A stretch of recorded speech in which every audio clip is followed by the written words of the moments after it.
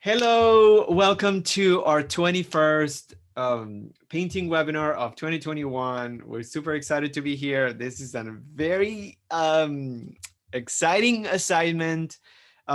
We have someone joining us later. We have someone who cannot attend today, but they registered. So it's going to be a smaller group, but we're super excited. There's a lot of people traveling and arranging and moving and arranging their lives for their kids. I don't know what I'm talking about, but yes, welcome and thank you.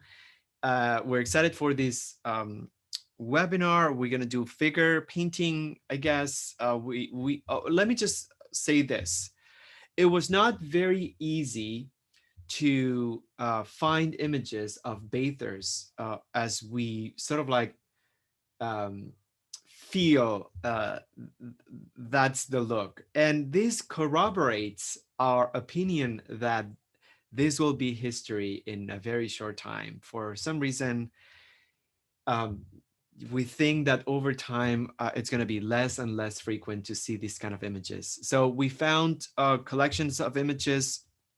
I think Sarah Jennings picked one from Tom Bianchi, which is a photographer who did a lot of Polaroids of live in the 80s. I'm selecting an image. I used a random generator number thing because I have a hard time. So I'm just going to pick this image right here. And it's from, I think it's a photographer from the Ukraine, and he photographed people also in the 90s at the beach. So we tried to find images that there were, if you type bathers, or if you try to find beachgoers, you're gonna see a lot of Instagram like perfect bodies, perfect everything images. There is still this sort of like culture, I think, but it's definitely not what it was back in 2019 and prior to that. There's personally, we can discuss that. Hi, Jen, we can talk about it, but there's been a change. What do you think? Hi. Hi. Happy Friday. Happy Friday, and thanks for being here. And then we sort of like will find more paintings because I have some ideas for other painters who did that. Like Alex Katz has a lot of images or a lot of paintings that he did at the beach with very glamorous models. So that could be also a good way to search. And he's still alive. So Alex Katz, and I know that there's an artist called Paul Thek, Theck, that he has some images of divers and people at the in the ocean. So that could be another. But let's kind of like get started. And I just printed the image, and yeah, it was just kind of like interesting to see this. So I'm just gonna, oops, I'm just gonna change this. So this will be interesting in the sense that we're coming off painting a single ear, and then we're zooming back, we're pulling back, and we're doing something that has a lot of stuff. So we're gonna do much less detail work, and it's gonna be much more gestural. And there's that image of the painting by the British artist. Oh, by the way, yeah, Jen, if you can find the date of the painting, I'm just gonna share it. But I think stylistically, and it wouldn't be a bad idea. I'm gonna share it. It wouldn't be a bad idea to actually share it, because I think stylistically, this is what I'm shooting for, or at least the essence of it. And I'm gonna show you that because I feel like if I have to do the same work as I did with the ear, today I'm just gonna be overwhelmed with the amount of work, and it's just not gonna happen.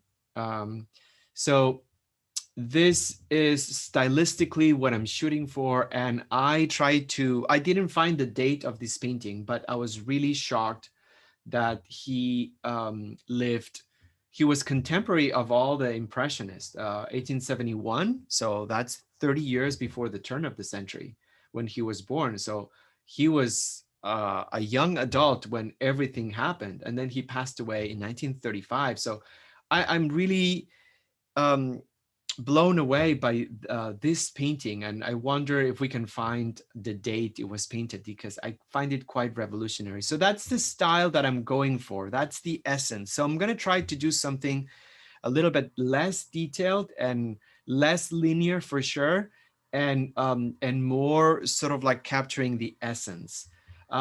So let's just go It's for it.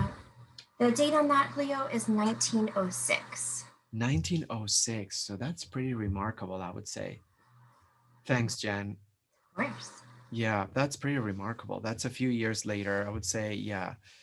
Um, but still, I just find it like really, really incredible. So what I did, I just lowered this to the bottom, and then I want to give a little bit more movement to the top of the composition. Yeah, random number generator, which I think I should add next time that we send the email. And by the way, lots of glitches yesterday, lots of glitches with the computer, with my internet connection. Also, after the session, after having dinner and stuff, I wasn't able to download the YouTube video. I mean, the video from Instagram. It took like hours, and I just went to bed. And this morning I didn't just add the shared video. So I mean, tomorrow is Mercury retrograde, you guys. So I think I'm just gonna blame that pre Mercury retrograde nonsense. Who knows? But yeah, lots of glitches. And what I'm doing right now, I'm just gonna get the essence of the figure. So let's kind of like go to the core, I should say the lesson of this. I have a figure. I have an opportunity right now to study the figure and then kind of like find the axis line. So look, what I'm doing is kind of like finding out the axis line before I even do. I'm gonna do this round shape. Anything. So one for the head, one for the shoulders, torso, and then I could do sort of like my stick figure with the hands. So I feel like that's always a good idea. I'm gonna do that on the paper. So axis lines are lines that run through the core of a body part or a limb, or yeah. So, and this would be the hips. So the hips seem to be horizontal. So I'm gonna do that. And then I'll use, this was the top. I'm gonna use this. Whoa, look at this. So this is just so amazing when we do like figures and how things actually happen. So the shoulders, I put the axis on the shoulders, I would say almost an inch above the horizontal alignment. So I think that only tells you how important it is to do this, first of all. I think I'm just gonna do the base of the face. I think that's good. So there you go. And then I'm just gonna do the hips. I think the hips are better aligned. So I think that's good. This tells me it's proof that sometimes we put the shoulders on the head too close to each other and we don't leave enough space for the neck. So I'm so happy that I did first the axis lines. And this is such a great exercise, by the way, to just kind of like go over these elements. I'm gonna do the elbows. They seem pretty much aligned. And again, I find like almost an inch that I did the elbows a little bit higher. So I'm just gonna set up that height right here. And then from the shoulders, I'm just gonna do that. And then the hand really low. So this cuts like very low on the page, but you know what? I'm gonna go for it. I'm gonna go for it. I know that I don't have that much movement or space, but that's what's gonna happen. So I'm just going for it. And this hand, I'm not gonna make the hand, just like a little bit of the silhouette of what it is. And I think that's it. So a little bit lower actually, and the hand, it's a little bit lower. Okay, good. So notice that what I'm doing right now, it's just doing my stick figure and basing it with the axis lines, and that's gonna help me do the silhouette. So this is obviously much lower, and then I think I'm ready for the silhouette. Oh, strategically as a plan, there are certain things here that I love. The focal point of this will be obviously the figure, because I love this almost. I love the combination of a figure that I feel like it feels very candid and realistic because of the shape. I love the fact that it goes against these brutal canons of beauty that I feel like they're getting worse and worse, even though everyone talks about, be yourself and body positivity. I feel like that's fine, but there is still a pretty much a very brutal imposition of canons of beauty. Um, so I love that that goes against it. I love the age as well, and the form. But the most important thing is the opposition for me, the opposition between those elements, and the fact that this is almost a religious posture. There's something about this uh, Jesus Christ kind of thing, this sort of like it transcends reality. There's this abandonment. Her hands are open. It's like almost like ready to receive a stigmata of sorts or something like that. Martyrdom, being at the beach and kind of like leaving your life behind. So I love the abandonment and how the combination of the abandonment and the realism of the figure creates this tension that sometimes we talk about, how important it is to build tension on our own paintings and how we convey that tension with our work, sometimes through conceptual selection of the subject, and sometimes with the paint itself. But to me, that's the focal point, and why this week I feel really lucky that I got this from the random number generator thingy. And then obviously I love the umbrellas. I think that's an iconic and aesthetic. You don't see these umbrellas. I love the floral pattern and occupying so much of the painting. So this would be the second focal point, perhaps. The building, it's important because you think of the concept of the beach as something so removed from nature. And that's one of the very interesting things about the article in the Smithsonian, talking about how we have been able to completely isolate a natural environment with the fact that it's nature. So we don't see it this way. So the fact that there's this concrete building right on the shore just speaks of this removing this natural environment completely, disconnecting it, unplugging it from the rest of nature.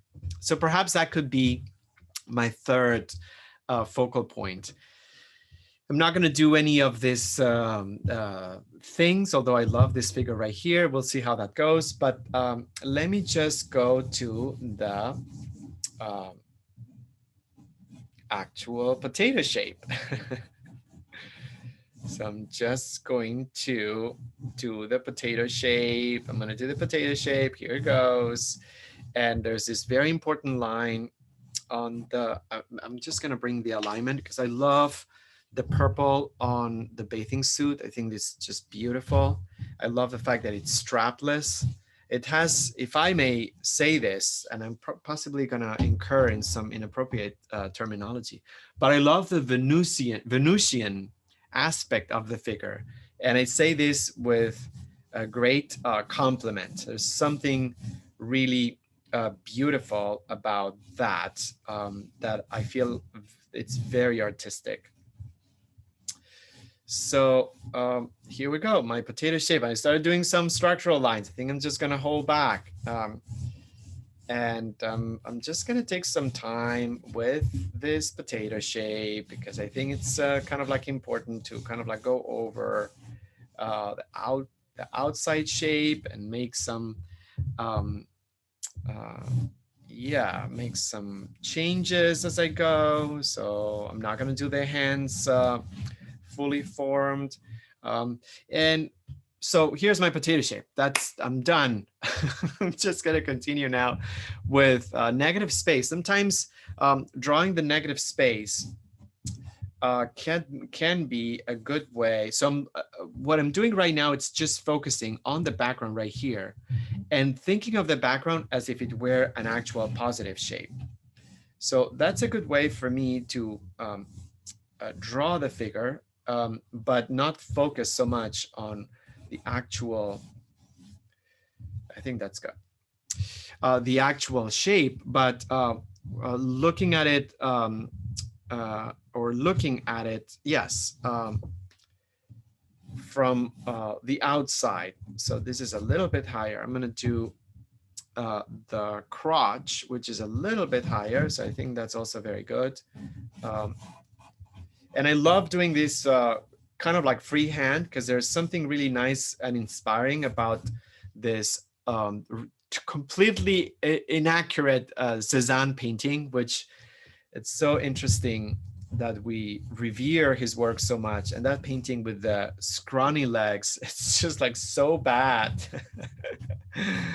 but beautiful at the same time, of course. So yeah, that's what I'm gonna do. Figure, we're doing figure. So this is, if this feels hard, it's a good thing, because it just, what it's doing right now, it's just exercising a part of our practice that perhaps needs a little bit more of a workout. We haven't done figures in a while, so I think this could be a good opportunity. So, I'm getting closer to feeling like I'm moving the figure forward. And again, the tricks and techniques that I'm using, horizontal alignment, I feel fortunate that I can use this, but also working on the negative space. Like for example, this right here, right now, this negative space, I'm gonna just find the alignment of the actual separation of the elbow from her actual body. And I actually think it's a good idea to start doing all these measurements from the bottom up. So I think that's also good. So I'm gonna see this right now from the point of view of the negative space. So I'm just looking at this from the point of view of the negative space. So in other words, I look at this area of the background, and I imagine it's a piece of cardboard. I imagine it's actually a cutout piece that's it's been placed there. And I look at it and I try to draw it, imagining that it's all blocked out, that it's a piece of, a flat piece. And that helps me tremendously to reshape and refine. So again, this is the separation, and this was the shoulder. So I'm just gonna do this. And right now I have a better idea of how to rebuild her shoulder right here. And there is the axis line here, it's tilted. So I feel like on mine, it's not tilted enough. So I'm just gonna bring this from the outside. I think that's good. So slowly, I'm just building that figure, no rush. This is important. I think that's slowly building. So I'm really excited and happy. The neck's very thick. So, and I'm not doing any internal things yet. So I'm just gonna find out where the actual, what the actual neck, this can be, is amazing, amazing. So many incredible discoveries. So the actual neck starts much lower. This is so amazing. In order to get this idea of the figure having this abandonment, naturally the shoulders are dropped a lot. So I need to observe and also realize that that's something amazing, amazing, amazing. Maybe I could exaggerate that idea a little bit more, a little bit further. So I'm really having a great time making these tiny discoveries.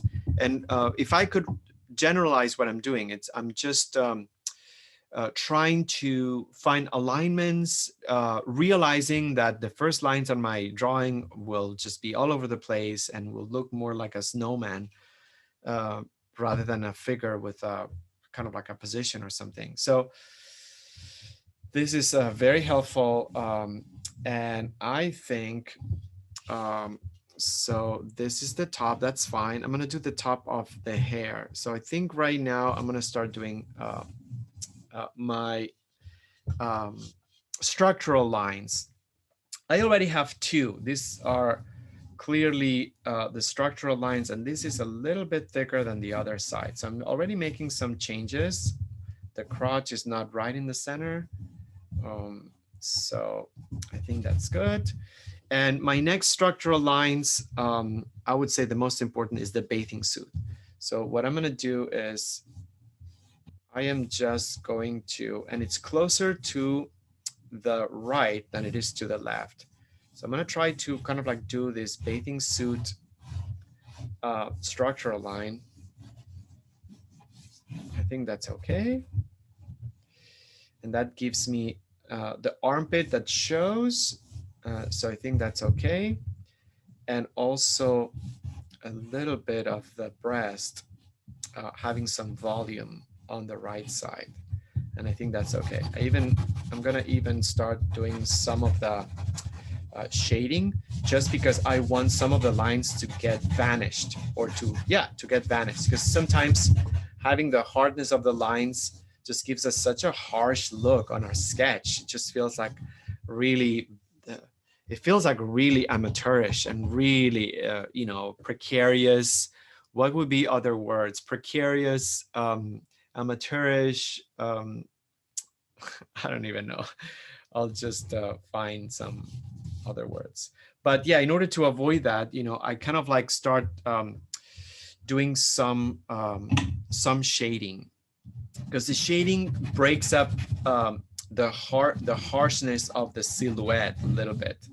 So I think that's always a good idea. Even I'm just gonna thin out some of the lines, because sometimes that hardness could be really so strong that it makes the drawing, it makes us feel, it's not about the drawing, it's about our feelings about the drawing. I think that's very important.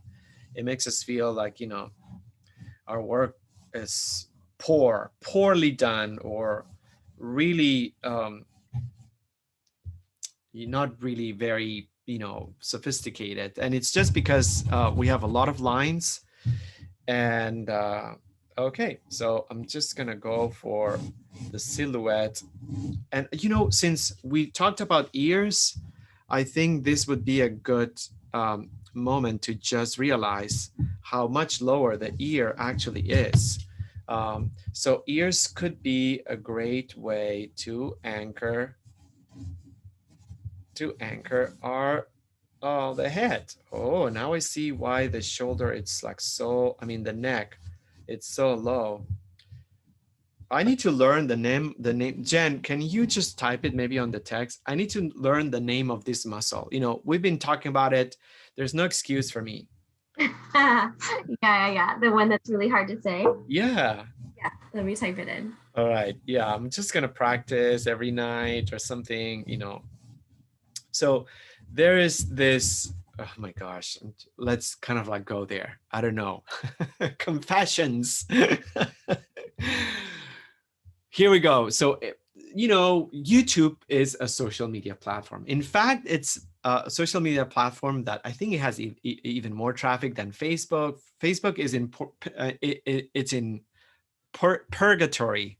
We used that word like recently, and yeah, so, but since we upload things on YouTube, so we're more familiar. So the way YouTube hijacks your attention, and they do so well, is you punch youtube.com and then you click whatever poisonous algorithm then they figure out based on who knows what kind of technology is able to enter our brain waves, and they actually know what we're thinking.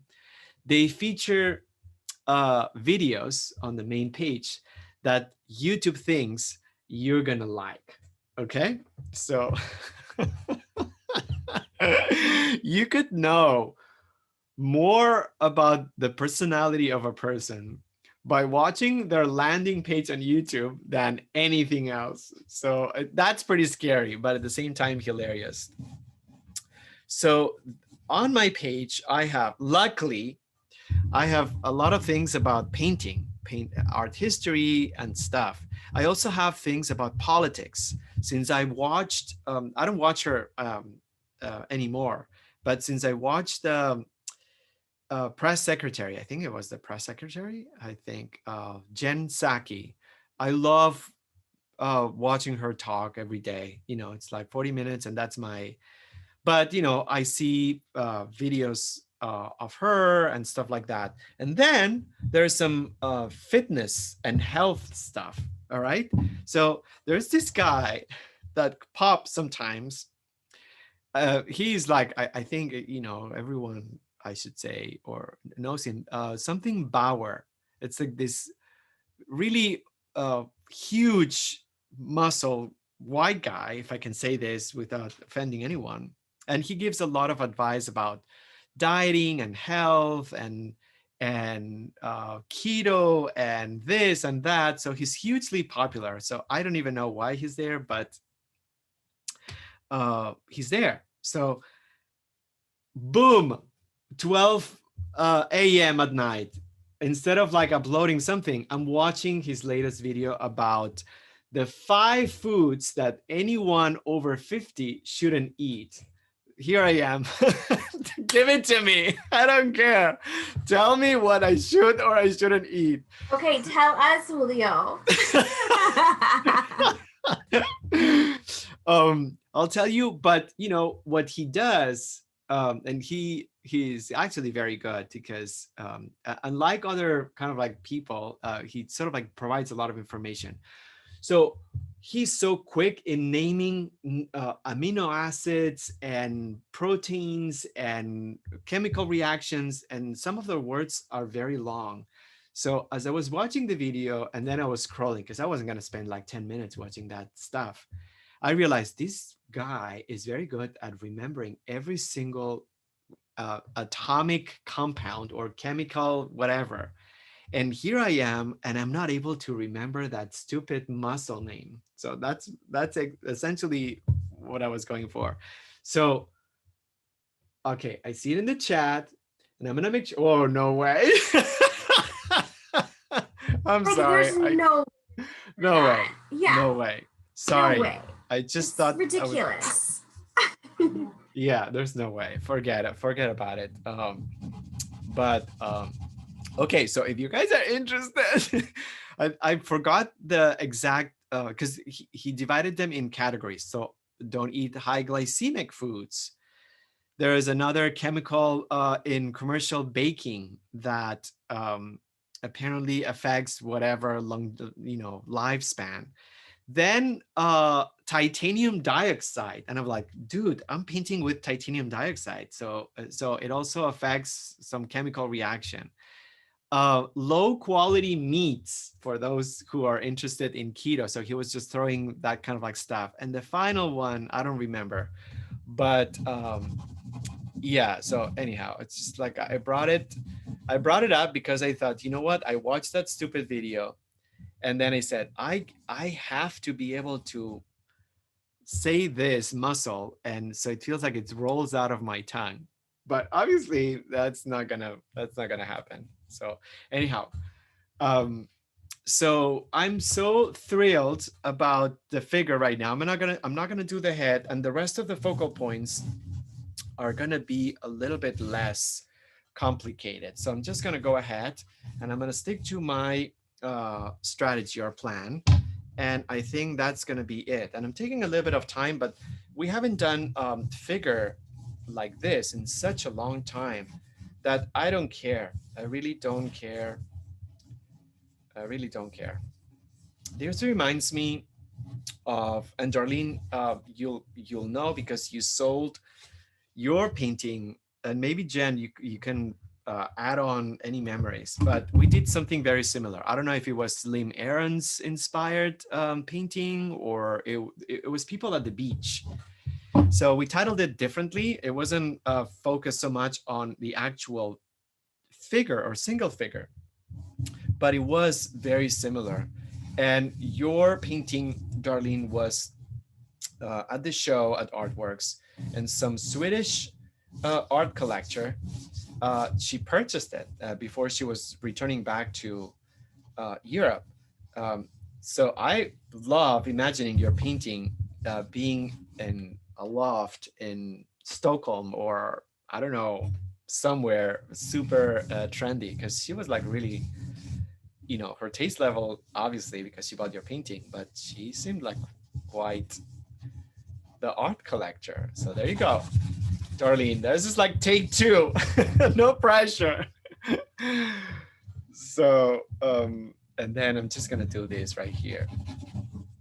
All right, so that's what I did. I'm happy about this second composition. I think that's good. And then in regards to the building, I'm gonna follow the Gerhard Richter conceptual approach to photography, which means that the actual photograph is the subject. So I'm going to stick with lines that are going to be not vertical, because when we paint things from life, the vertical lines of buildings are vertical, and the photo kind of like distorts that.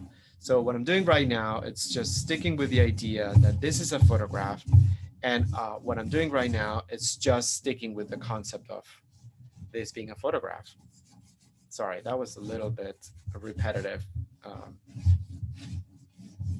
Steve Bauer or John Bauer, that's this guy's name. His body is like totally deformed. I don't know, it's like really ridiculous.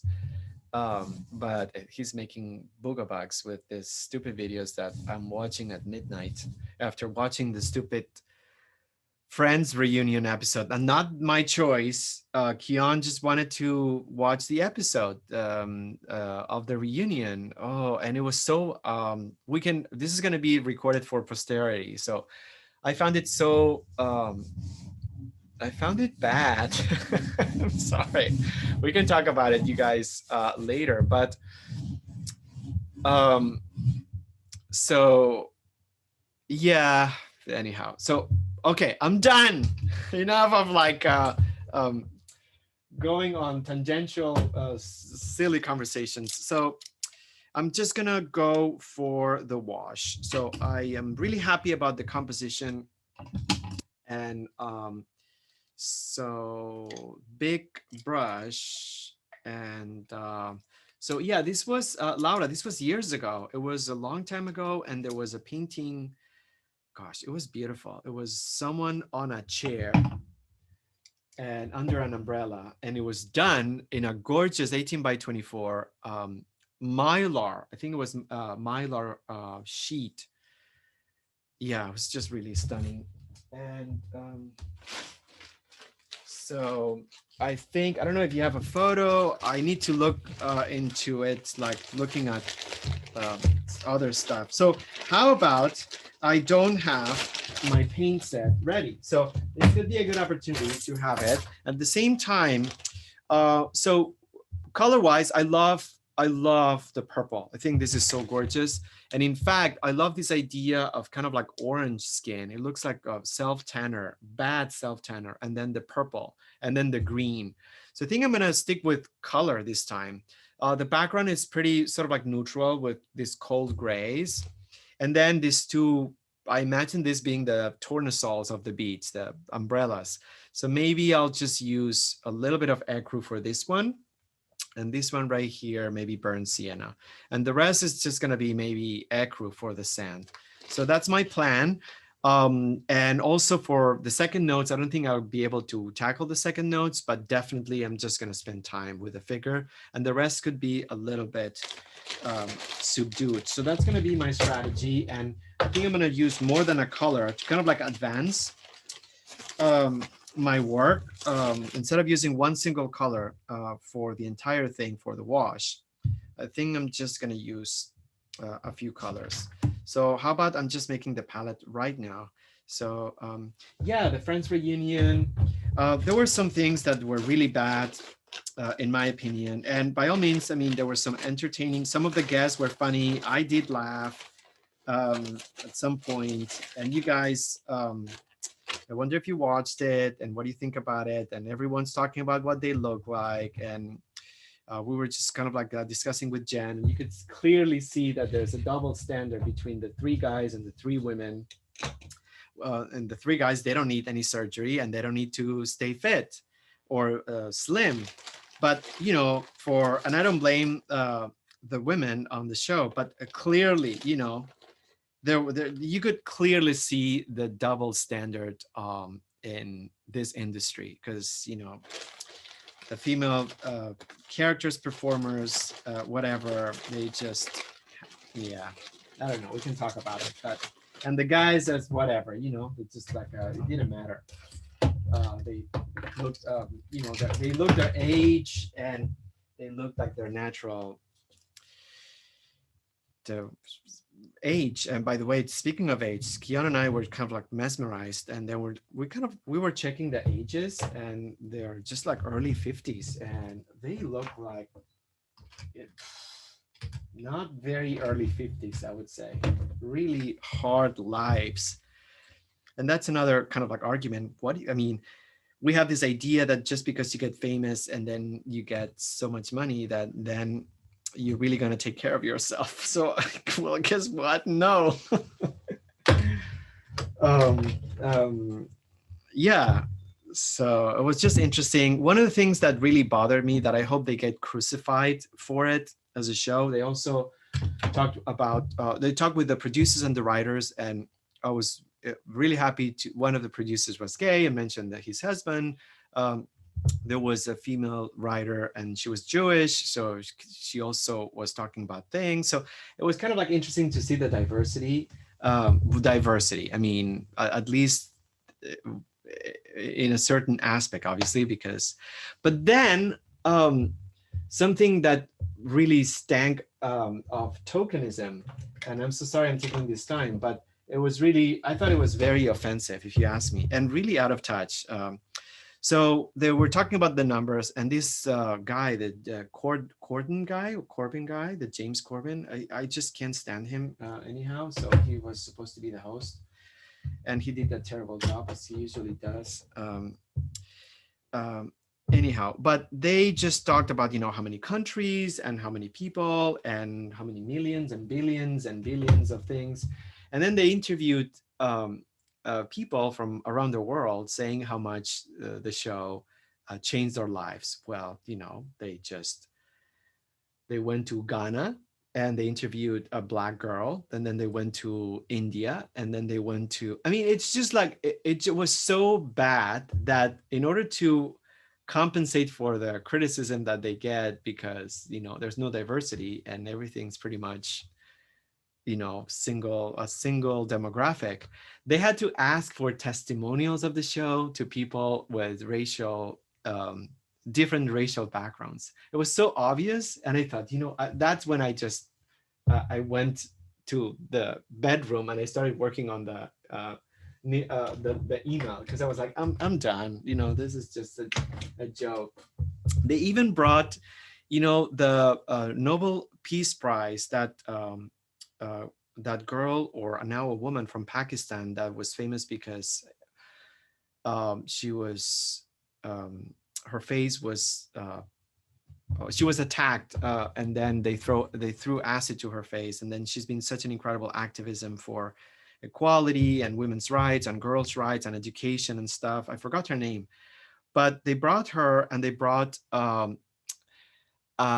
Nobel laureate, recent Nobel laureate, who is a woman of color, and they brought him together, and they talked about Friends and how much they love the show and everything. And it just felt, you know, it just felt like an attempt to bring diversity to the show. I mean, it was just so bad. I'm sorry. This is for posterity. It was bad. But anyhow, I loved Lady Gaga. Oh, and they also brought one gay guy. I think it was from Belgium. Talk about stereotypes and tokenism. And the only gay testimonial was a young guy from Belgium. Again, I'm just repeating myself, who said that this show was very important because he always wanted to have Jennifer Aniston's hairstyle, and the show allowed him to have that. And I was like, are you joking? I mean, the only like gay testimonial and you make it like all about stereotyping. I mean, it was just terrible. All right, that's out of my chest. I'm just gonna continue with this and darker. I'm not gonna make purple actually. I'm just gonna bring some black. That's how I'm gonna tackle this. Is that crazy? It's possibly is crazy, but I don't want to bring any extra color right now. So what I'm gonna do is block. Remember, color fields, staining or washing. It's about color fields. We did, and that's essentially, that's the imprimatura. I'm going over the imprimatura stage. Um, so anyhow, I would love to talk to you guys later when we open the microphones and see if you watch it. I think if you are in the industry, it would be interesting for you to watch it, I guess, and see what your take is since you have so much experience. But it was quite something, let me just tell you. I'm going to use yellow ochre for the cheap self tanning. And I'm just going to block this with that.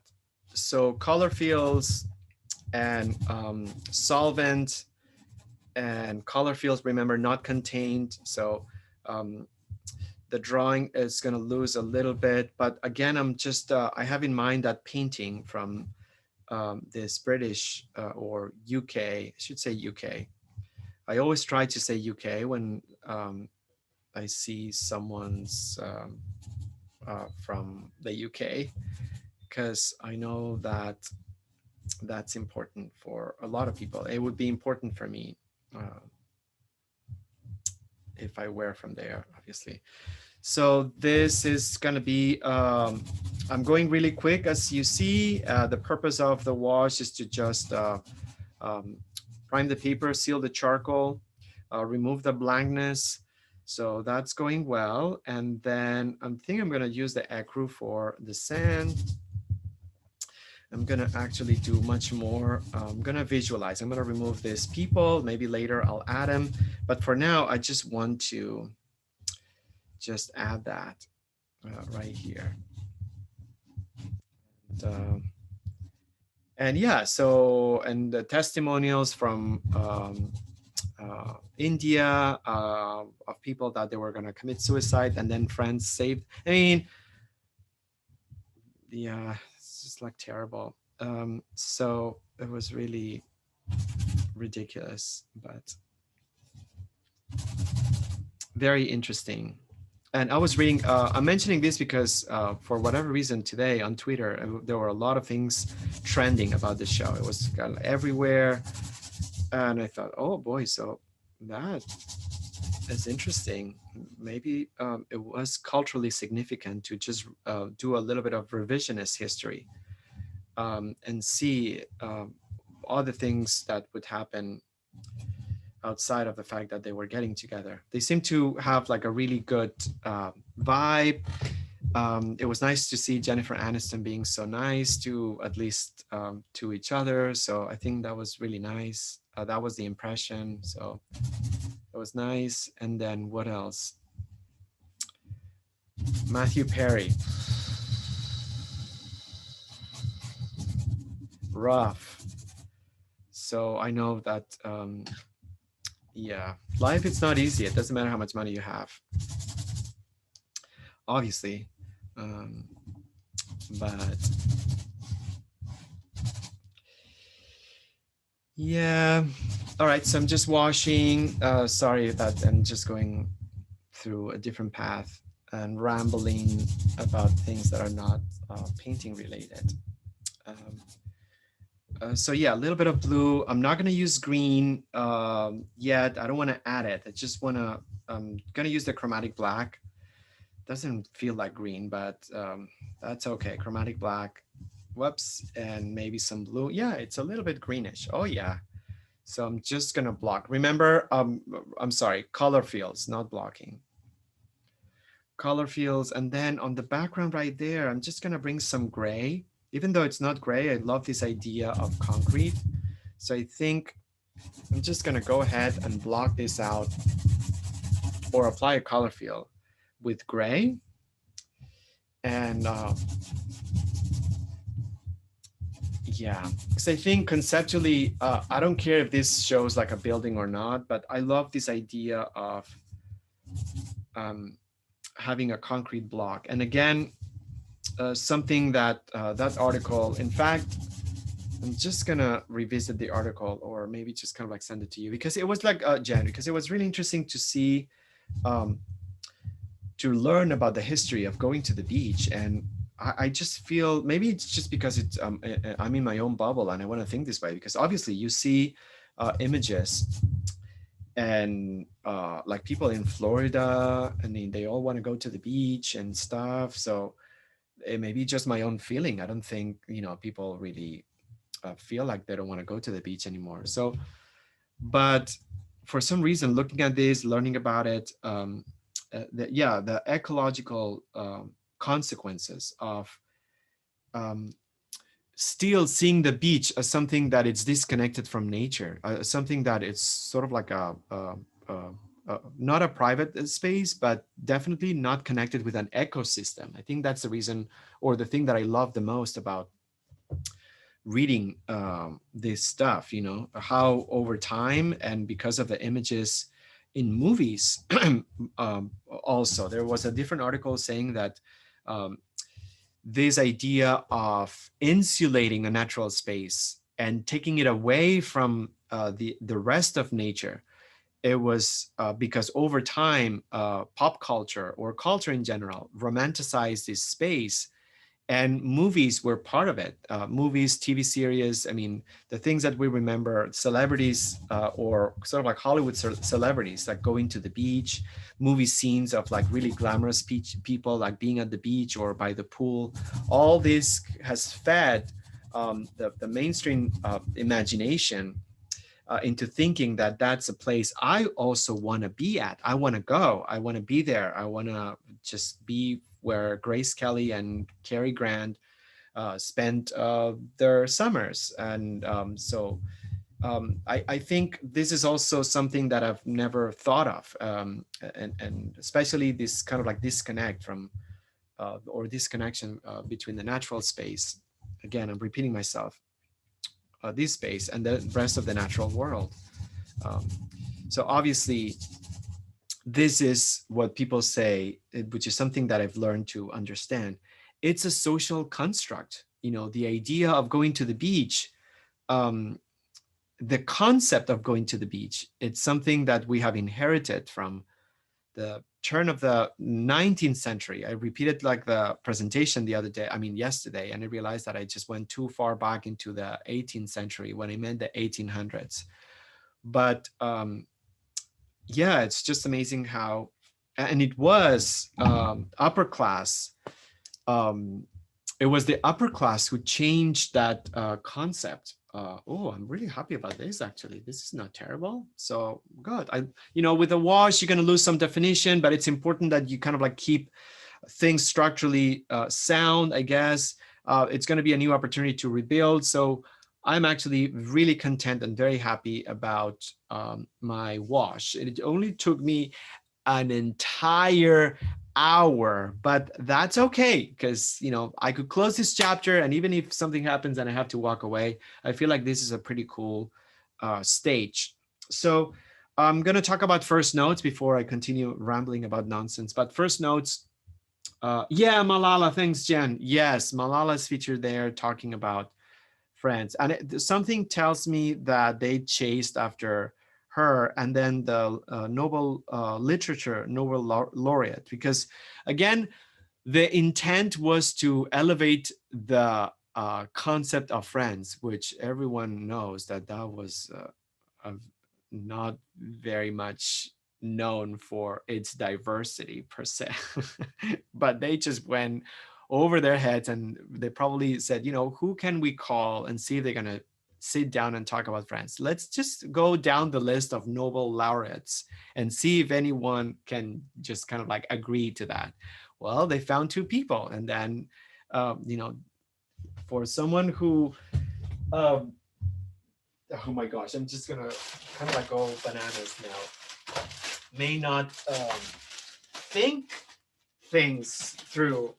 that probably was like, oh wow, Malala loves France. Oh, it must be a good show, So no, no, it was terrible. I just didn't. I'm not gonna spend time reading, and maybe you guys can uh, keep an eye reading criticism about this. But it would have been interesting if someone penned something saying, you know what, that was an attack on decency.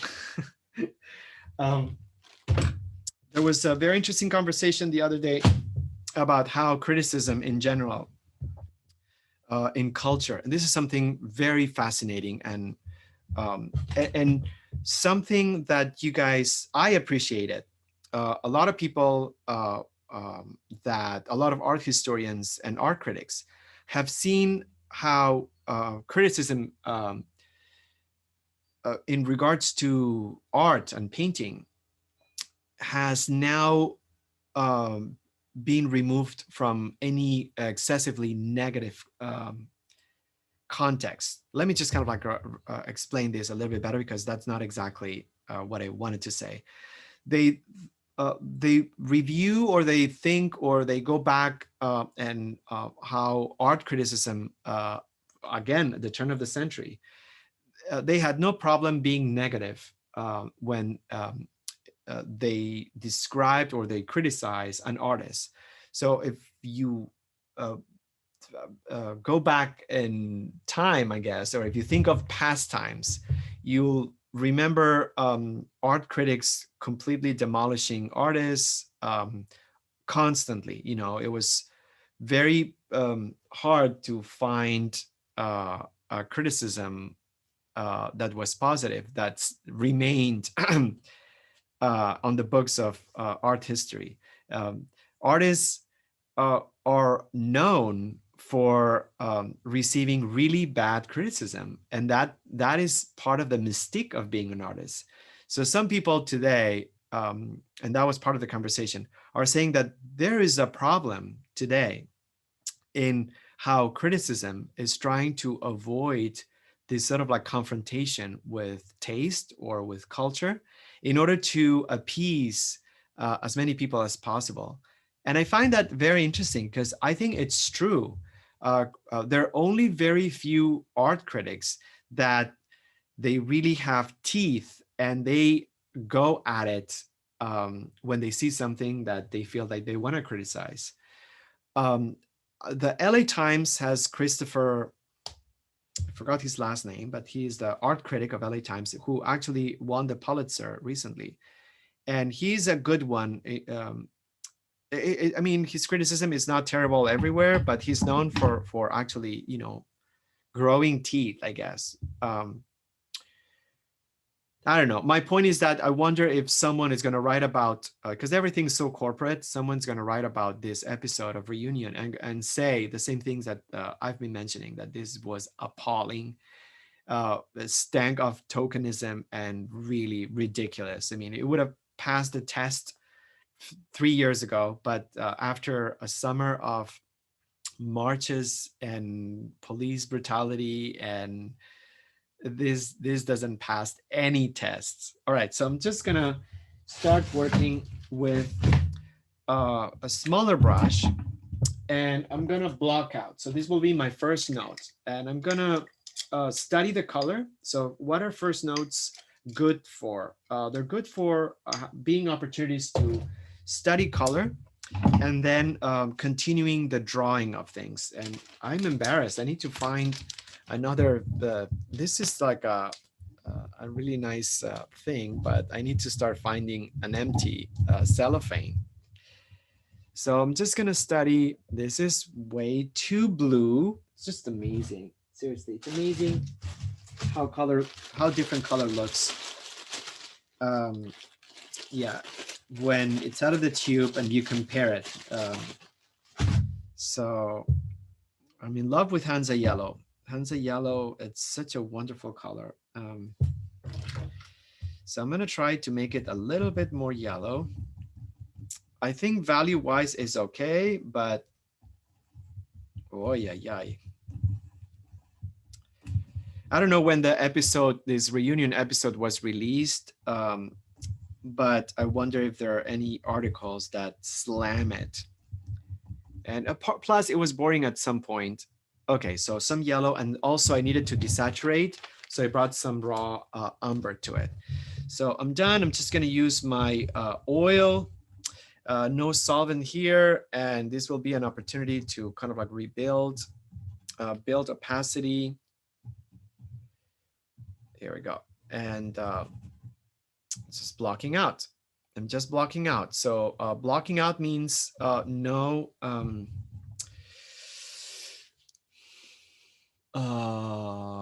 no variations of value. Sorry, my brain. So no variations of value. All right. So something interesting that happened yesterday is purple. Oh, this is good. Because, you know, when we think purple, we think, okay, mix red and blue. I mean, I'm sorry. Yeah, red and blue. And then that's it. So over the course of the last few months, we have learned many things, that it's better to use a purple pigment, that it's not the combination of two colors, that there are different shades of purple, that and also different paints or different ranges. And dioxazine is a good purple to have, but you don't really get it that often in practical ways. So there are not a lot of things in nature. Look, I'm just talking about that, and maybe the jacarandas blooming are dioxazine with white. So that I'm just gonna backtrack. But anyhow, it's a huge tube, and I think this is gonna last forever. And I hope this is not toxic. No, it's not toxic. Jen, do you want to do, because if it is, I'm just gonna dioxazine purple from Gamblin. Does it have any notices? Because this is an old tube and it doesn't have anything on it, any Prop 65 or anything. So I think it's fine. But yeah, dioxazine purple. Yeah, on it. Thanks, babe. So I'm just gonna, why? So it's very liquid. And did you find any Alex cats? Oh, I looked for some, but yeah, there are. All right. It doesn't say anything wrong with it, right? No. Okay, well, that's good. PB23. I'm gonna just apply right. I mean, this is unthinkable what I'm doing right now. I've never done this on first notes. I'm applying paint out of the tube. Oh my word. Call the art police. I know, please. Yeah, art police. That's a good one. Yes, Jan. I love it. So yeah, nothing wrong with it, right? With dioxazine purple? Not that I found, no. Okay, perfect. So that's it. Okay, otherwise it would show. So thanks so much for checking. So that's good. I'm just, you know, so I'm gonna do a combination here of first notes and second notes, just because there's such a huge range. And by the way, this is not dioxazine purple. So this may be dioxazine, but this is definitely quinacridone. So I think I'm just gonna have to bring a couple of things here. But the thing is that with this, I'm actually not going to do just full block of this color, because I just feel like that would be a bit too much. And I'm gonna find out this mixed with the salmon pink and see if that could be a good color for. No, the highlight, it's maybe because it's the material of the fabric. The highlight is not dioxazine. The highlight is not dioxazine. It's too blue. So it's a little bit more red. So I'm gonna bring a quinacridone. And I think we have quinacridone. Yes, Christopher Knight, thanks, Christopher Knight. You know, sometimes I think he's gotten much better. He did a fantastic job.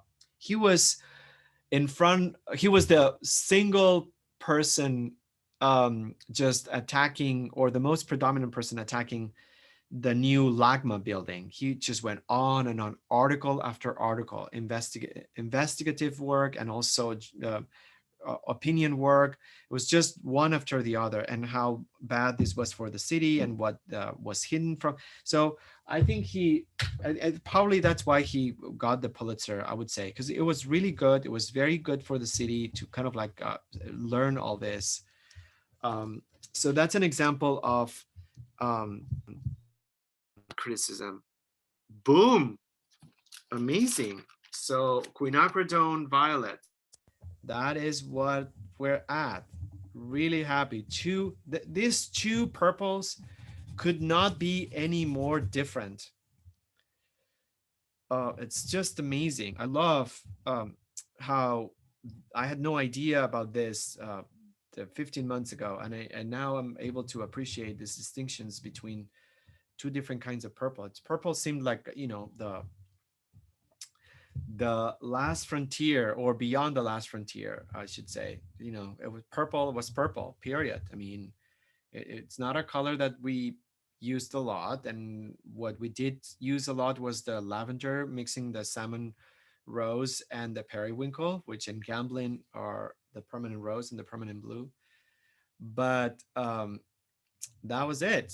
So we did use a form of combination of two primaries, but we didn't have much thought about it. And now we understand that purple is one of the secondary colors that could have more of a range between temperatures. Dioxazine being a really cold purple because there's more blue, and quinacridone range being a warm purple because it has more red. So I think that happens with any other secondary color, orange and green, obviously. But with purple, because we haven't used it that much, we never spend time entertaining the idea that could be the case as well. With green, we learned obviously that sap green is more blue, and then I'm sorry, viridian green is more blue, and sap green is meaning like colder. Sap green is warmer because it has a little bit more yellow. So that was something that we learned. And then with orange, we haven't done a good um, deep analysis about cold orange and warm orange. I think we may have when we studied the reds, but all right. So this is a little bit of first notes and second notes combined together. So that's where I'm at. I think that I'm going to leave it here, and I'm just going to continue because, again, stylistically, I want to keep some sort of like free flowy kind of thing. Already making it too detailed, but I have that stylistic example. Oh, talk about orange. We still haven't purchased cadmium free orange, so I know, but it's gonna happen. But for now, I'm just using cadmium orange, and I'm just gonna mix. I'm gonna clean, and that's gonna be really good because I feel purple and orange. They're two. This is actually excellent. Purple, orange, and green. It's like the triad of secondary colors. So they are as far away from each other as possible, or as you can have them. So in fact, this image, it's much more interesting chromatically than I thought. The things that we discover when we paint, it's just like so good. That's why we do this. It's so good. So I'm just going to do orange and ecru. And I think that's it. Orange and ecru. Who would have thought? Maybe a little bit of yellow ochre. Okay. Let's not get, settled with that. Okay. So yeah, I'm just going to do orange, ecru, and a little bit of yellow ochre. Okay. So, and that's going to be our fake tan first note. And remember, I think that's important. I'm doing first notes, and it goes so well with the purple. I'm so happy. I'm not using solvent. I'm using medium, and my medium, I'm using oil technically. So on the oil, I actually started using stand oil. and I like it. I like it so far. It just gives me sort of like a texture. The reason why we stopped using stand oil when we started using stand oil, it's because I went to a workshop and the artist saying, no, it never dries.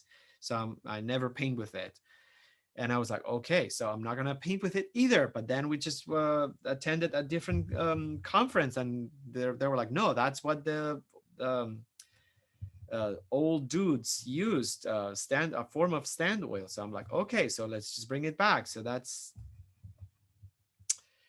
yeah, that's always exploring, and that's yeah, that's it. That I'm just gonna continue, and I love. Oh, thanks, Jen. I love how um, it'd be interesting to see Alex Katz from the perspective of bathers, because that image, those images may have a different kind of like take now. They may seem like old fashioned. I mean, when this today, when I was looking at images of bathers, I was like, this is like a different era. We're not here anymore. It just felt like so interesting that this is so out of our collective conscience. Bathing suits, beach. Um, it was so interesting. All these images from the 90s.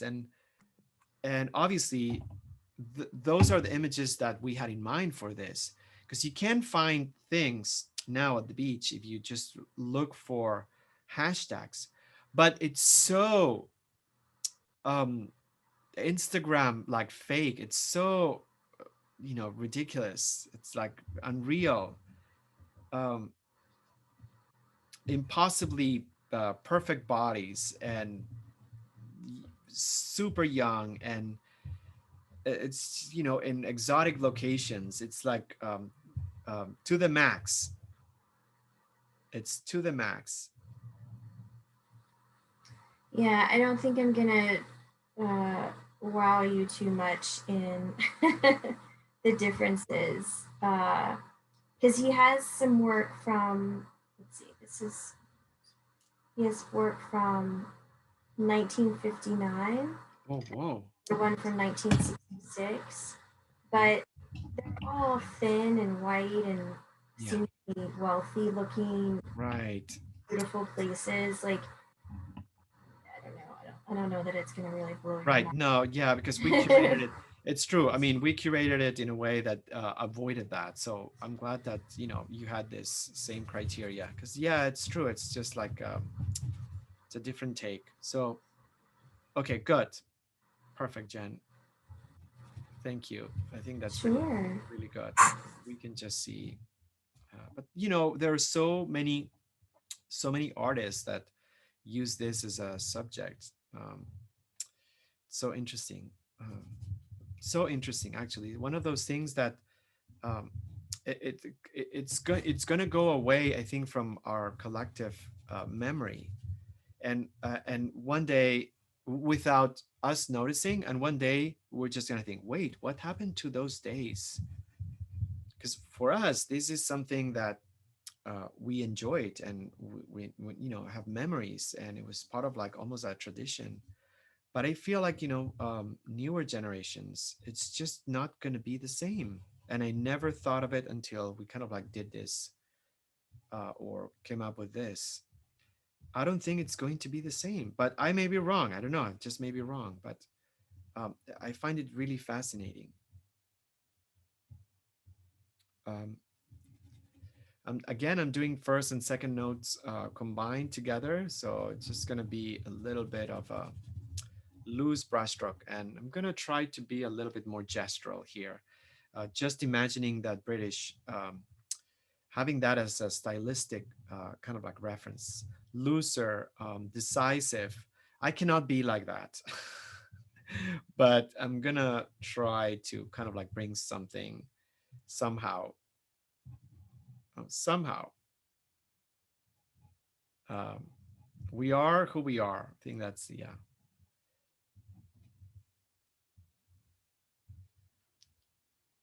Oh, this is super fun. I'm just having a lot of fun. So I'm not gonna go to second notes, obviously, but maybe that's the point.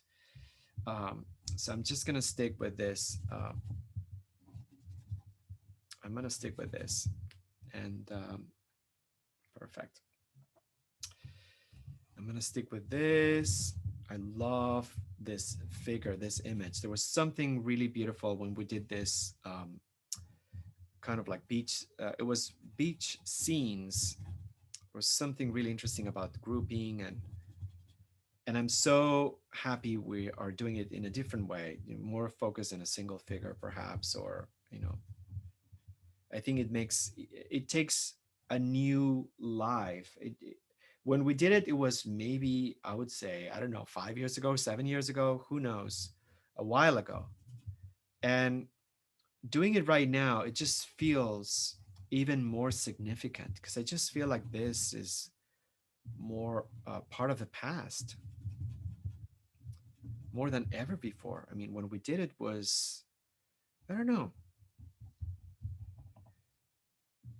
I don't know. I just like I don't go to the beach that often, but growing up, um, I loved the beach and I lived by the beach and I spent time at the beach and I loved water. I loved sun. I loved getting tan. I loved everything. It was so, I mean, this was everything to me. It's kind of like the best part of my teenage years and preteen and memories of picnics and packing things in the car and going to the beach with my parents and it was just like wonderful. um I don't know, maybe it's an age thing, I don't know, who knows. uh, but I just feel like it's different now.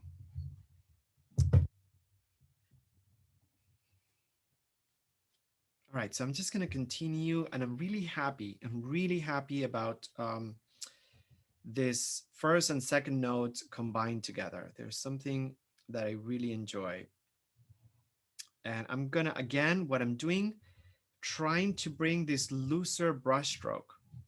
So last week with the earrings, I tried to bring this ghostly strokes and I really enjoyed it. I really discovered things about my own practice and I exercised different muscles. So this week, I'm just gonna try something a little bit more strokey. So what I'm trying to do here, if you notice, I'm trying to just place some points and I just leave them where they are, just like not trying to achieve a lot. And I work darker to lighter. So right now I'm consciously that I just put lighter tones uh, as brush strokes. And when I do that, if I want them to really stick on top, I put less pressure on the brush. So it's a way. Yeah, I think that's not bad. I think that's not bad. Actually, I'm really happy. So I'm just going to also use the rag and kind of like use the rag as a tool. I feel like this arm feels a little bit weak.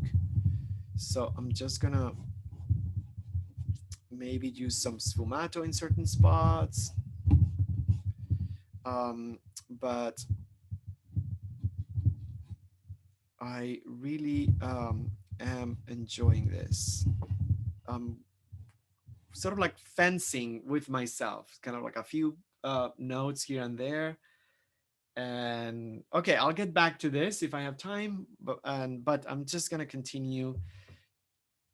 Focal point. This is done. I think so. Yes. All right.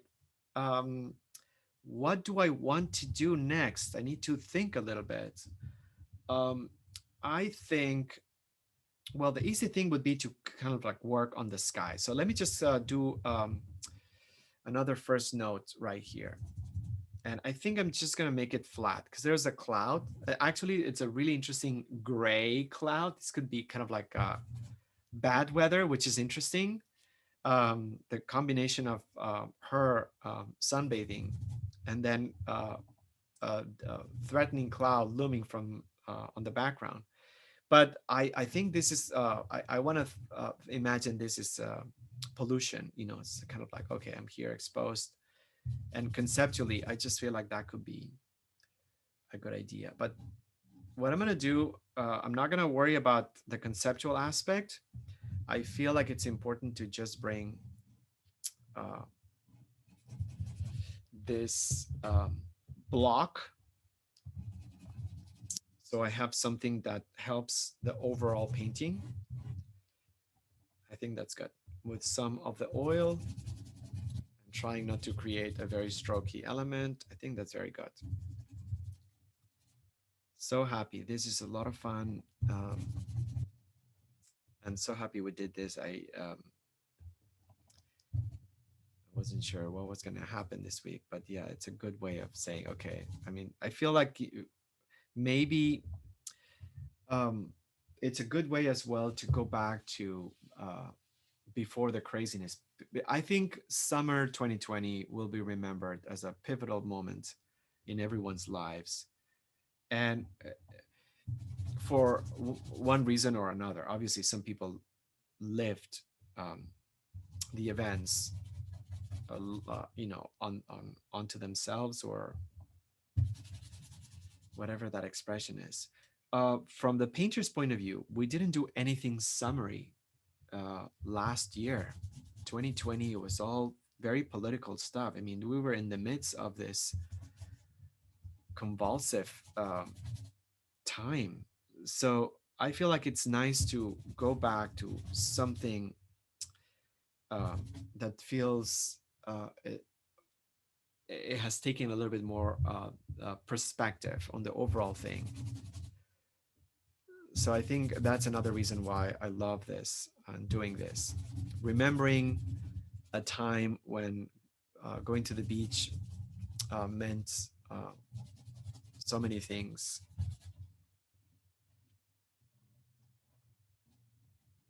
Um, uh, Documenting the beginning of the summer this weekend, I love, because in Spain, there's not such thing that one specific weekend. Well, maybe there is. Yeah, I think it's St. John, because in Spain it's everything, every holiday it's still very religious based. So I think it's St. John or the equinox. I think it's more the equinox that marks the actual beginning. No, a little bit before, but any, there isn't anything as clear, and it's something that culturally I love, because I feel it feels so wonderful, to mark the kickoff of the summer with such a very symbolic weekend, and then to end it with um, Labor Day. It's so good to have this kind of like metric to measure summertime. It just makes it like have such an identity. And I feel like in Spain, it's more like you transition, and there's nothing that really marks the kickoff so clearly. The weather gets better, and then maybe the end of the school is there's nothing official. Everyone sort of like ebbs and flows in regards to what the summer is, but it's more dictated but by the weather. I feel like there's not a collective sense that says, all right, this specific weekend, it's when the summer starts.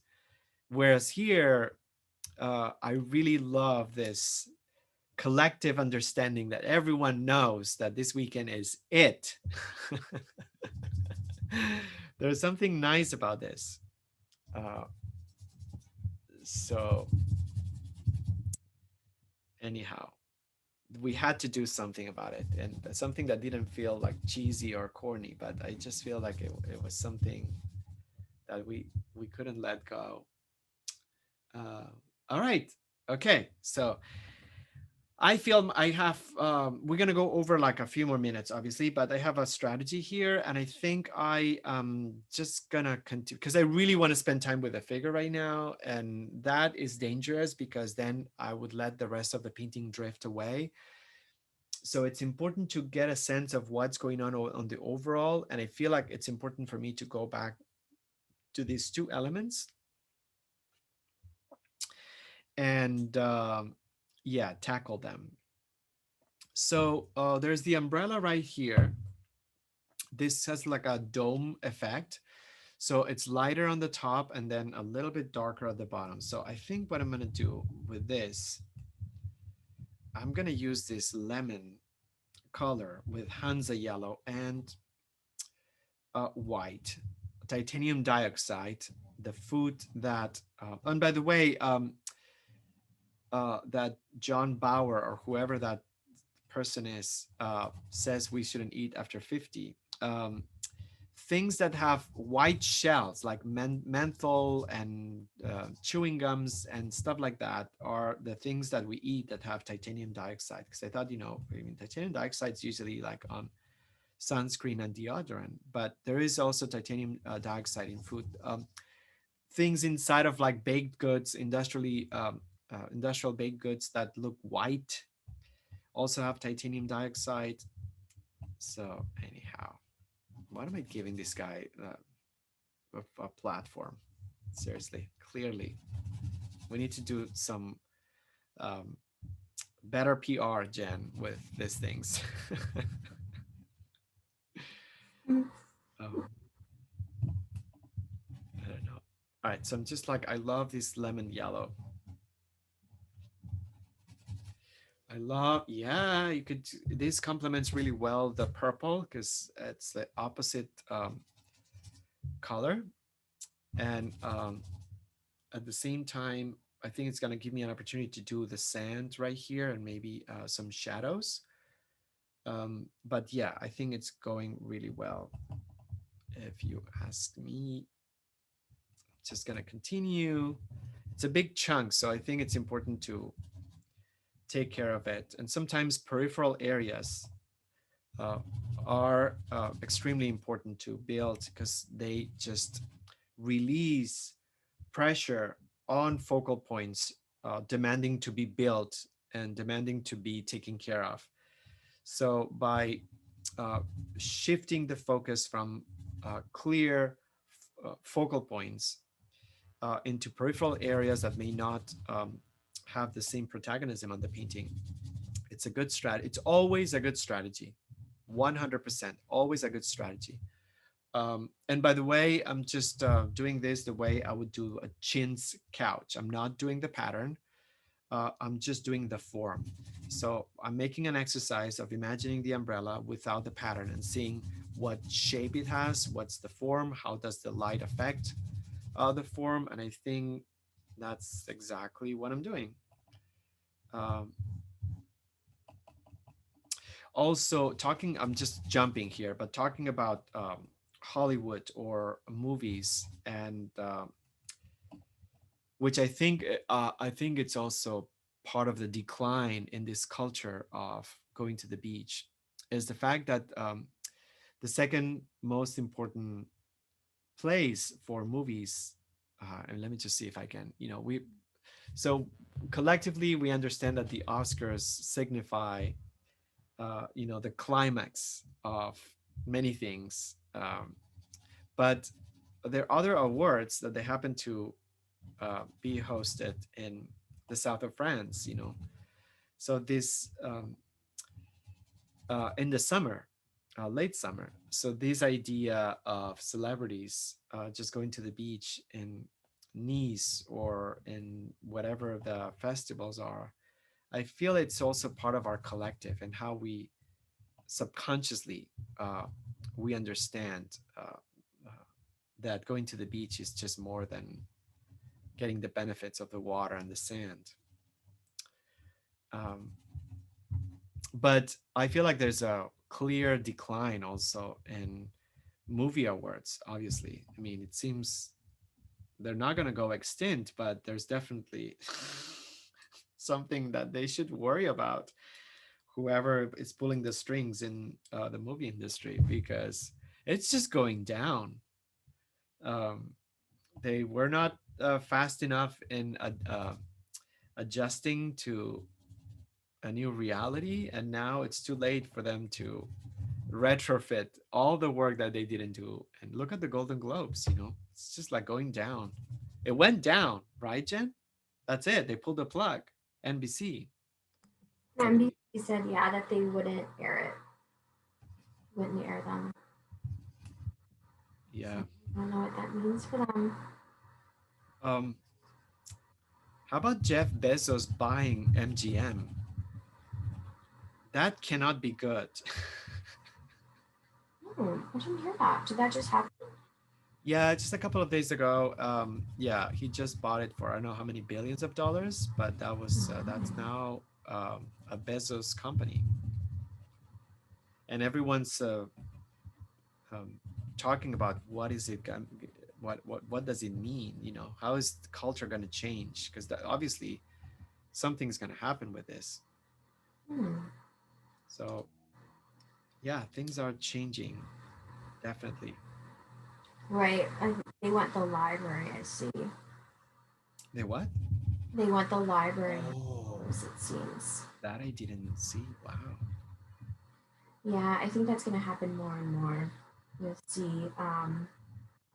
like Disney buy libraries. I mean, that's why Disney acquired Fox, is for that very reason, so they could have their library. The library meaning all the movies that were done Hmm. by the studio, correct? Correct, yeah. Wow.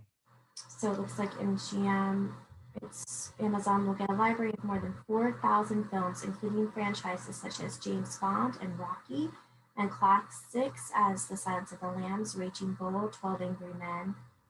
The TV catalog includes critically acclaimed shows such as The Handmaid's Tale, Fargo, and Vikings. So essentially, I mean, the way you read this, it's like it's a commodity. It's the Hmm. library.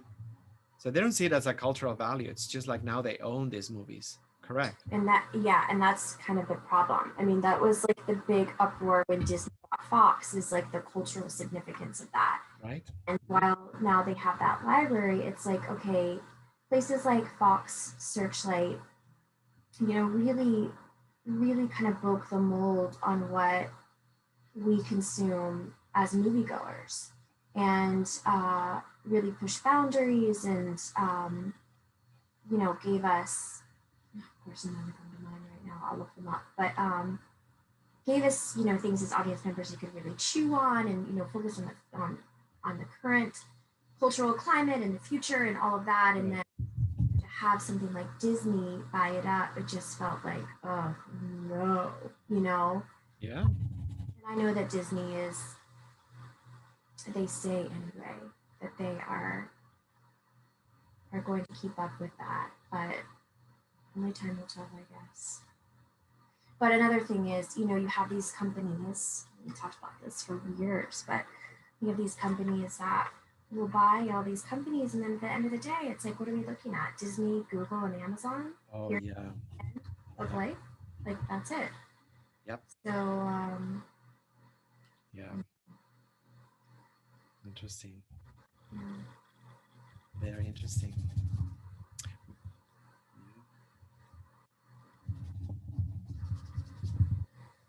Yeah. Okay. Yeah. It looks like the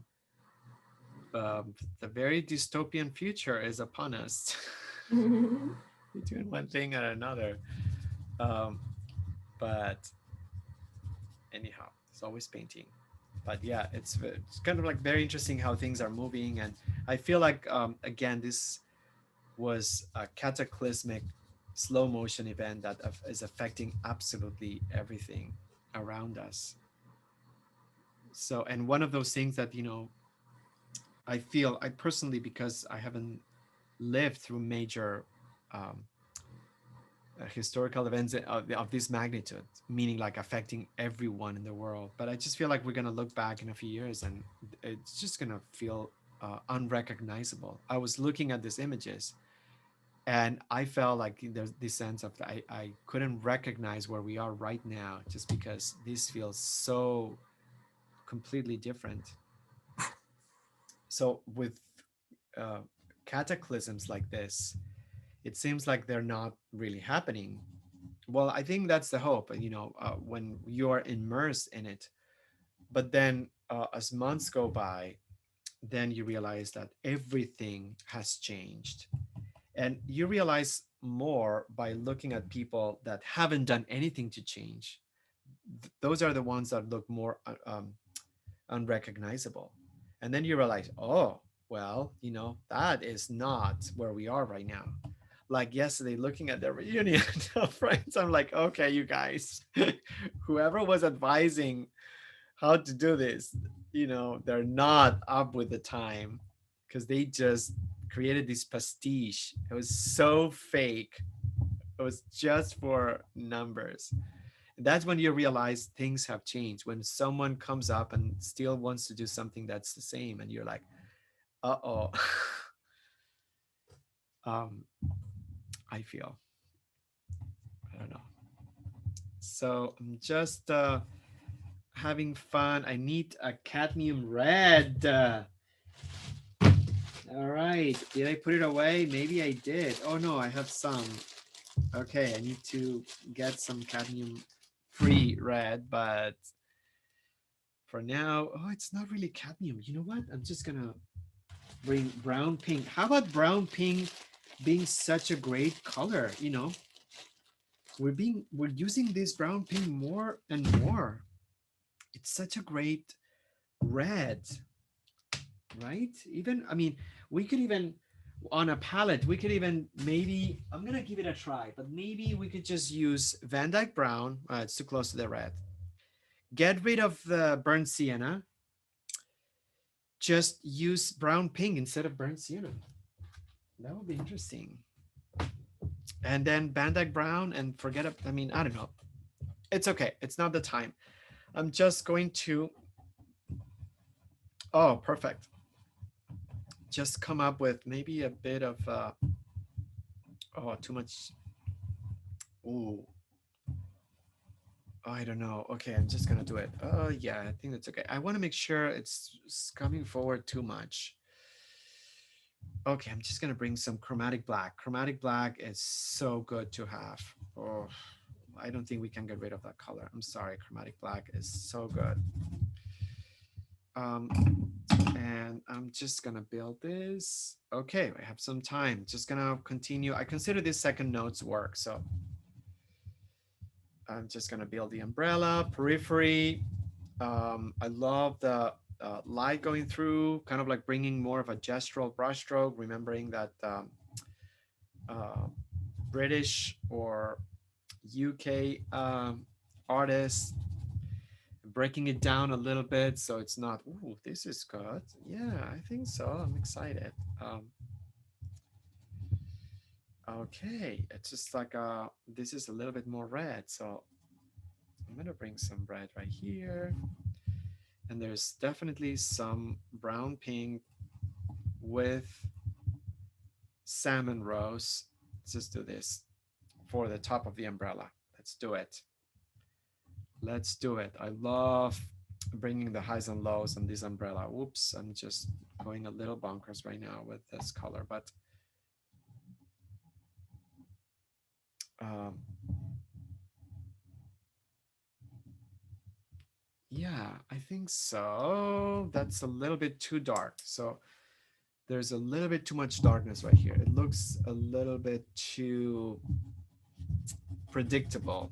There's not enough tension here pictorially. I think I wanna, I don't know how, but I need to tone it down. Tone it down. Let me bring some gray. Okay, I think that's good. Some gray. This is too strong, so I'm just gonna mess it up. I think so. I'm just gonna, I don't want to spend too much time, but I think that's working.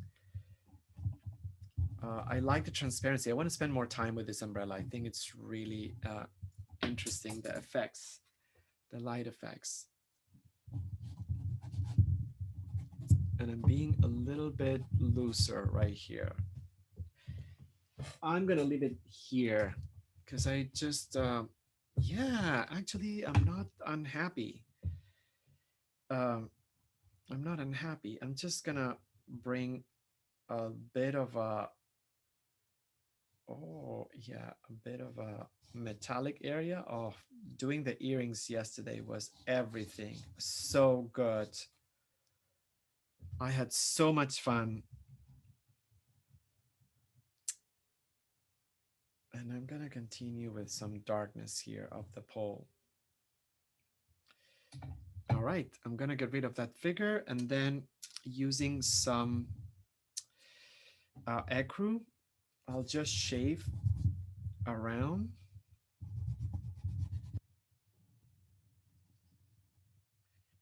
maybe with some white. I'll shave around. I need to make this a little bit clearer, the post. And there's some pigment right there, but that's okay. That's okay. Not the main focal point. I need to understand this is something that's very important, and I'm glad I'm doing it so I'm able to communicate it. Sometimes we get really engaged with a part of the painting that it makes us very happy. You know, we see it, we love it, it's fun, but we lose perspective and then we get caught up.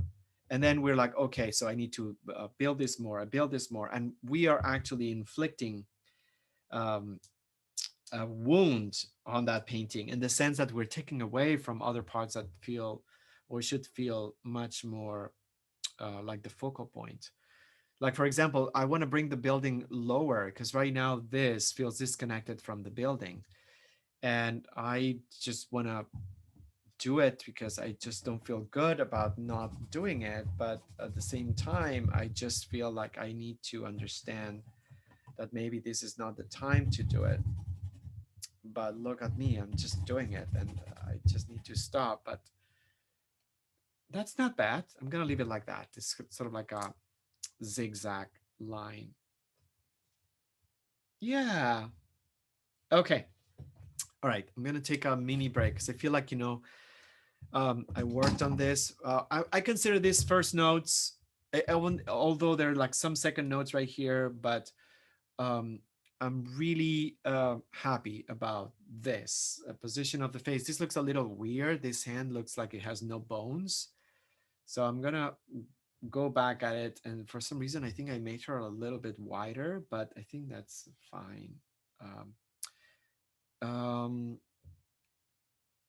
all right. So I think that's it for first notes. So I'm just gonna talk about second notes, pixelation, widening the range of values, choosing creatively what section of the painting needs to be more developed versus the other parts of the painting. Not everything needs, in my opinion, not everything needs to have like second notes with the same amount, but that's based on my own taste level and style and stuff. But I think it's a way of also making our lives a little bit easier and creating more of a dynamic look on the painting that shows a little bit more artistic perspective, atmospheric perspective. We talked about perspective a while ago, and I already forgot the different kinds of perspective, but yeah, second notes. And here we go. So I am gonna spend the next 20 minutes just working on second notes, and I feel I'm just gonna do the bathing suit. I just love that it's possibly the darkest area, and I just want to work on it a little bit more. So there you go. That's my creative decision to work on the bathing suit.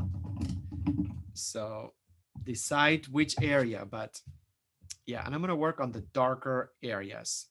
So I'm going to bring dioxazine and chromatic black, and I'm really going to build, and I'm going to do it in a way, hopefully, I'm doing darks to lights just because with oil it makes sense. It facilitates the application, and also because it anchors the most graphic elements. So I'm using a small brush.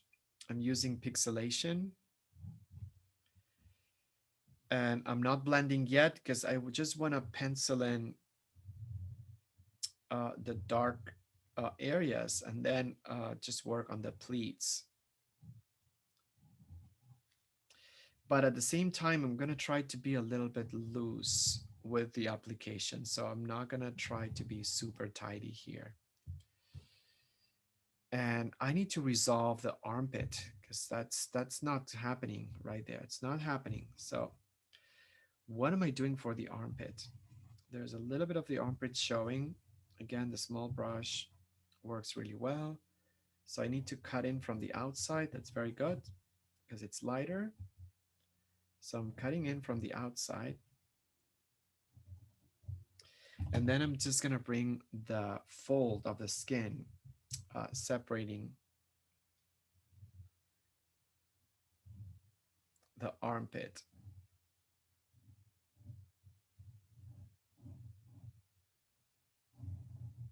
with this kind of like dark shadow.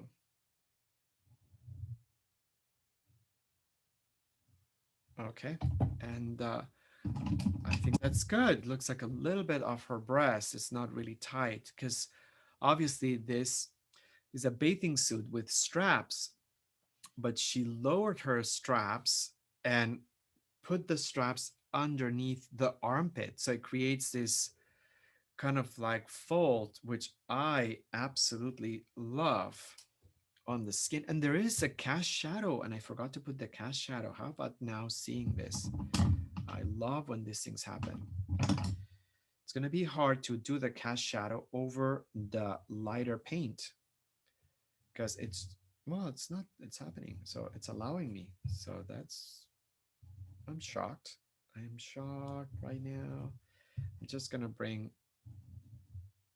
a little bit of this cast shadow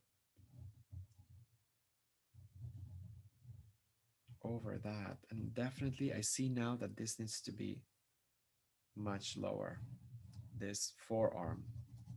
That's why it felt like boneless. Oh, yeah. Mm, it is happening. Okay, good. All right. So I'm just going to concentrate on this darker areas, bringing chromatic black, drawing. Painting is drawing. So that's exactly what I'm doing right now. And then at the same time, with a little bit of a bigger brush, I'm just going to create a range of other values right there. Very small strokes to create the sheen. Very good. And really, I'm going to bring some quinacridone right now to bring the warm purple. Where is the quinacridone with the rose? Okay, very good. And then start lightening up certain areas. I can wait to do a second pass on this because I feel it's going to allow me the opportunity to build more highs and lows. But for now, I'm really happy about, whoa, that was a little bit weird, this structure right here. Let me just scratch it. These lines look a little bit weird, but okay, that's it.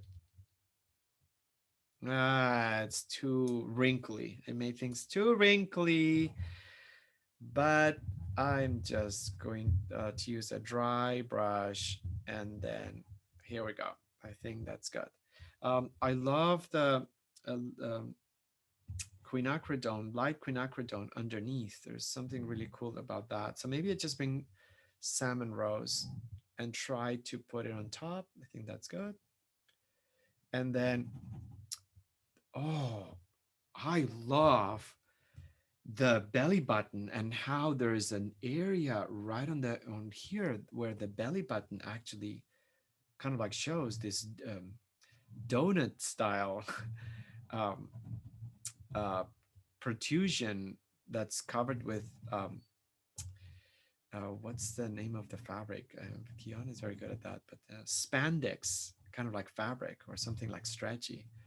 I need to capture that. That is the keyhole of this painting, this belly button. Oh, I am so happy right now. So, okay, so let's see if I can capture that with subtlety. This is about visual illusion. If I put too much paint, with which I did, it looks like her skin is purple right now. So no, I need to make it look like there is something stretchy covering that indentation. And that is not easy, you guys.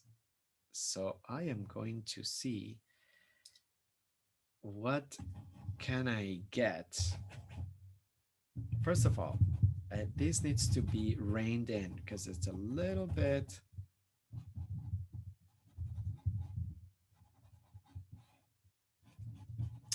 So, Jen, were you a huge um, consumer of Friends growing up? Growing up, I mean, it ended up in 2004 or something. Was it something that you sort of like absolutely marked your life? So when I was in high school, is it started? Did it say when it started? It started in 94, 92, Yes, 94, precisely. 94. Okay, so I was, a, depending on when it started, I was either a junior or a senior in high school. And so I remember in high school watching it because remember it was part of Must See TV.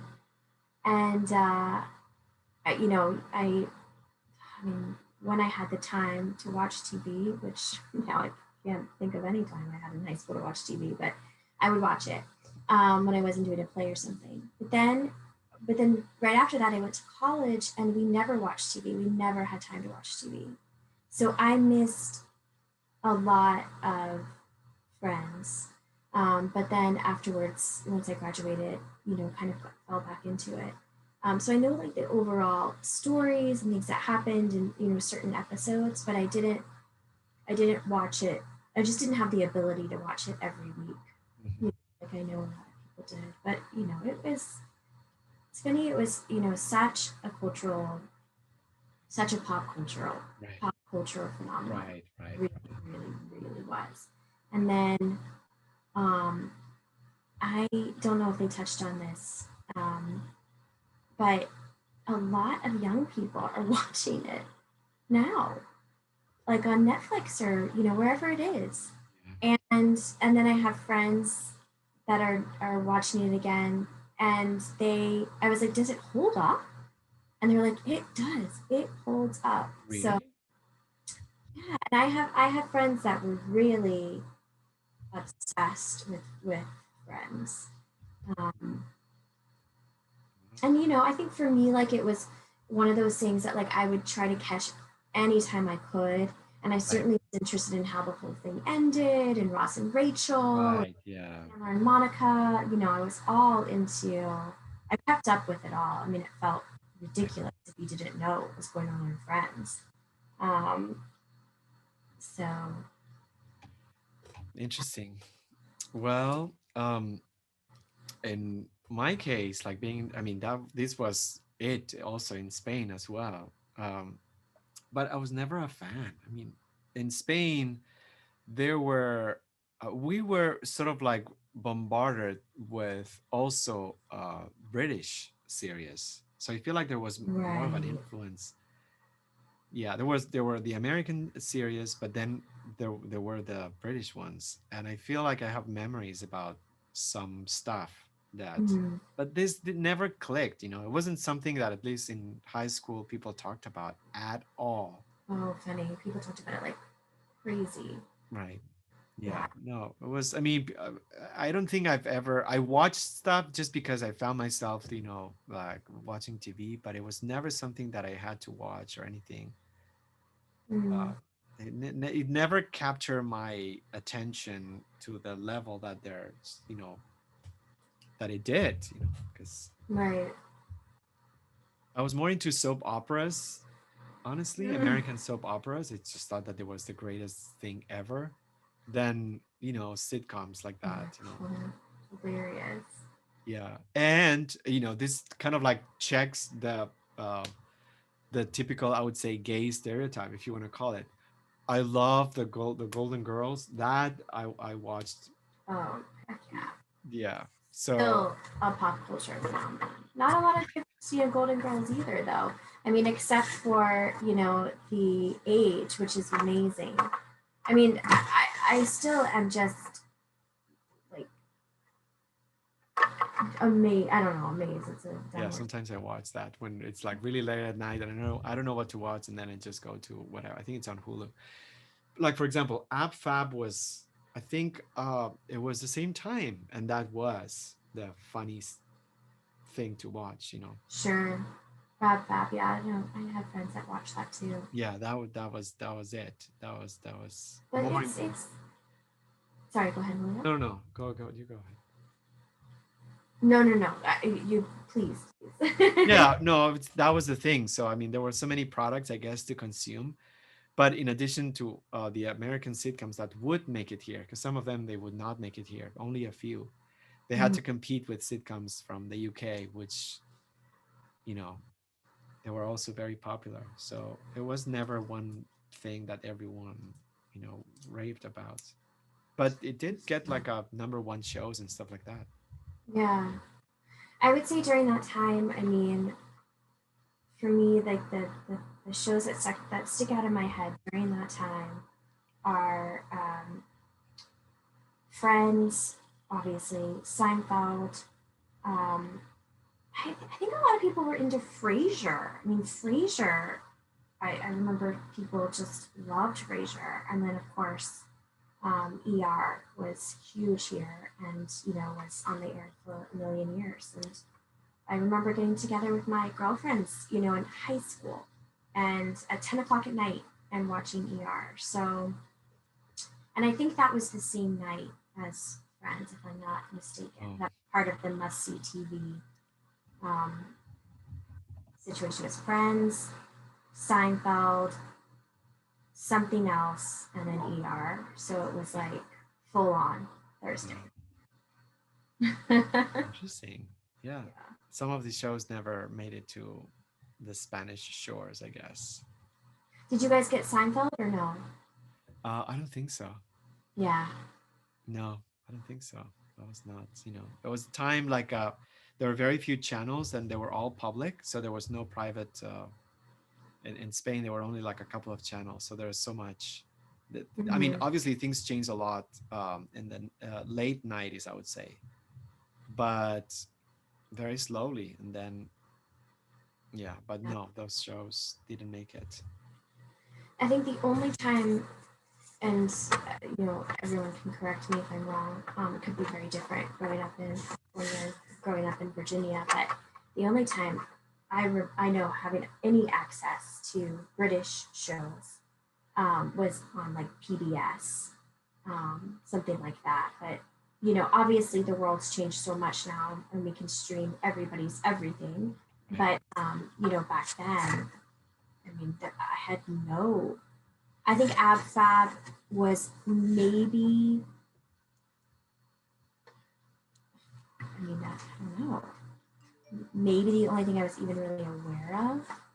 Um, Maybe it could also have been my age as well, and also just not having a lot of time to watch TV. Yeah, that's also true. Yeah. Yeah. Interesting. I'm glad we're sharing. Me too. Um, All right, so I'm just gonna do a mini recap. I need to work a little bit on her breasts, just because it feels like she's way too naked. I don't know. There's something a little bit too skin-like. So um, maybe it's because there's too much contrast. So this would be an interesting, and definitely I need to blend a little bit more. So I think, yeah, remember. Optical illusion, it's the next frontier for us because we're very much focused on visual effects or painting effects, but it's the illusion when we step back that I think it's something that I'm working on or I try to work on. Yeah, but I'm so happy that I just worked on second notes on the bathing suit. I think that really gets all the attention, and my strategy would be on a second pass to work on the rest of the figure, especially the face. I mean, the facial features, I think, I don't know how much I'll be able to accomplish, but at least the bone structure could be really interesting to develop. And also the hands.